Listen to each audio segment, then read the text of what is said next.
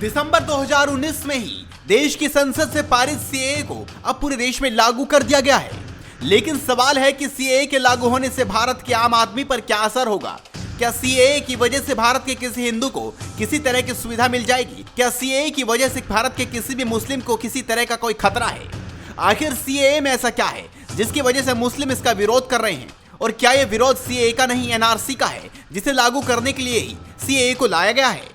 आखिर 11 मार्च 2024 को लागू हुए सीएए से देश में क्या बदल गया है? लेकिन सीएए लागू होने के बाद तमाम लोगों के बयान सामने आ रहे हैं और इस बीच इस्लामिक स्कॉलर मुफ्ती मंजूर जियाई ने वीडियो बनाकर जो कहा उसने सबको चौंका डाला। देश के मुसलमान से ऐसा क्या कहा कि अब देश का एक एक मुसलमान इस वीडियो को सुन रहा है। सबसे पहले आप ये वीडियो देखिए। सीए मुसलमानों को किसी भी किस्म की तकलीफ से बिल्कुल फ्री रखता है।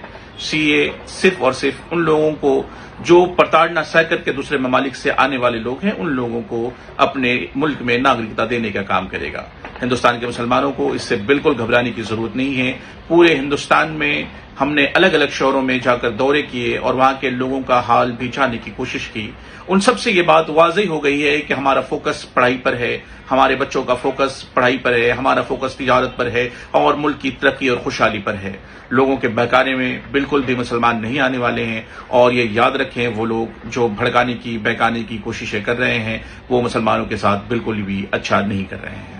मैं मुफ्ती मंजूर जियाई अपने लोगों से गुजारिश करता हूं कि सीए हिंदुस्तान में दूसरों को नागरिकता देने का काम करेगा। आपकी या हमारी कोई नागरिकता छीन नहीं सकता है, इसलिए किसी के बहकावे में बिल्कुल नहीं आना है। शुक्रिया, खुदा हाफिज। तो सुना आपने, इस्लामिक स्कॉलर मुफ्ती मंजूर जियाई ने कहा कि देश के मुसलमानों को सीएए से डरने की जरूरत नहीं है। लेकिन वहीं दूसरी ओर असदुद्दीन ओवैसी सीएए के विरोध में क्या बोल रहे हैं, जरा आप ये भी सुनिए। क्या अमित शाह पार्लियामेंट में मेरा नाम लेकर नहीं कहे थे कि ओवैसी जी एनपीआर एनआरसी भी आएगा? क्या अमित शाह कई टीवी इंटरव्यूज में नहीं कहा था कि एनपीआर एनआरसी आएगा? जब सीएबी था, बाद में सीएए वो एक्ट हो गया, वो जब सीएबी बिल था, जब उनका ऑन रिकॉर्ड इंटरव्यू है, पार्लियामेंट में उन्होंने कहा है। तो ये सब एक धुआं है और ये कोशिश कर रहे हैं कि असल इनका मकसद क्या है कि देश में एनपीआर हो, एनआरसी हो। अब मिसाल के तौर पर आसाम में जो एनआरसी हुआ सुप्रीम कोर्ट मॉनिटर्ड, 1600 करोड़ रुपये उस पर खर्चा किए गए, 50,000 गवर्नमेंट एम्प्लॉयज ने काम किया और 19 लाख लोगों को कहा गया कि भारत के शहरी नहीं है, नागरिक नहीं है। अब मैं फिर से कह रहा हूं कि उसमें 10 से 12 लाख हमारे हिंदू भाई बहन का नाम नहीं आए। वहां के मुख्यमंत्री ये कह चुके हैं कि उन 10-12 लाख हिंदू भाइयों बहनों को बगैर डॉक्यूमेंट के सीएए के तहत उनको सिटीजनशिप मिल जाएगी।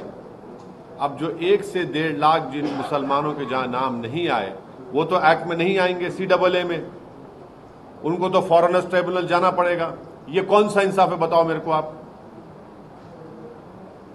यही तो हम कह रहे हैं कि जो आसाम में आपने सुप्रीम कोर्ट मॉनिटर कर लिया है, उसको आप देश में करना चाहते हैं।